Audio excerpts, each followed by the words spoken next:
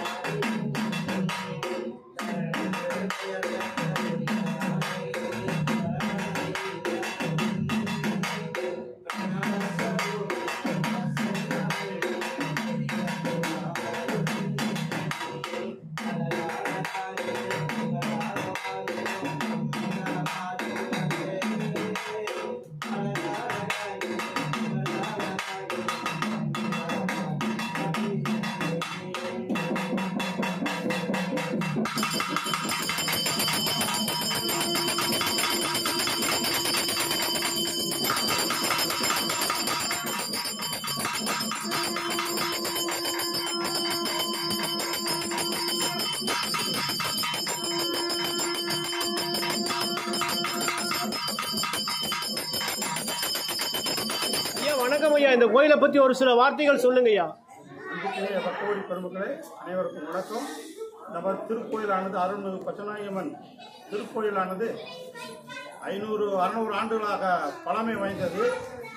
நம்ம முன்னோர்களால் சீரும் சிறப்போடு வழிபாடு நடத்தி இதுநாள் வரையில் இன்னும் திருவிழாக்களோடு சீரும் சிறப்போடு நடைபெற்று வருகின்றது.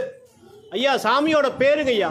அருள்மிகு அம்மன் பெயரானது அருள்மிகு பச்சநாயம்மன் உடனவர் பட்டீஸ்வரர் திருக்கோயிலானது கடந்த 500-600 ஆண்டுகளாக இக்கோயிலில் வழிபாடு நடந்து கொண்டிருக்கிறது. ஐயா கோயில் எல்லா நாளும் திறந்திருக்குங்களா ஐயா? கோயில் வந்து எல்லா நாட்களும் திறந்திருக்கும். காலை 7 மணி முதல் காலை 11 மணி வரையிலும், மாலை 5 மணி முதல் இரவு 9 மணி வரையிலும் கோயில் நடையானது திறந்து வழிபாடுகள் நடக்கும். ஐயா இந்த குறிப்பா இந்த கோயில வழிபட்டு போனா பக்தர்கள் வந்து நான் இந்த பலனை அடைஞ்சிருக்கேன் அப்படின்னு ஒரு சில வார்த்தைகள் உங்க கூட பகிர்ந்துருப்பாங்க, கோயில் நிர்வாகத்தை கூட பகிர்ந்துருப்பாங்க.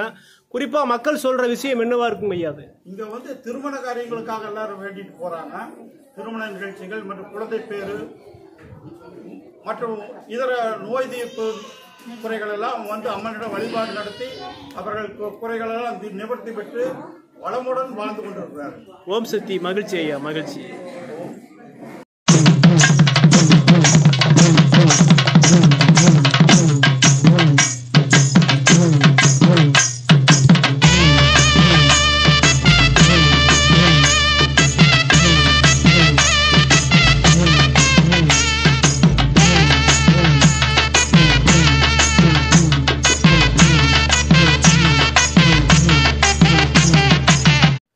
நன்றி நண்பர்களே, மீண்டும் ஒரு சுவாரஸ்யமான வீடியோவில் சந்திப்போம். நன்றி.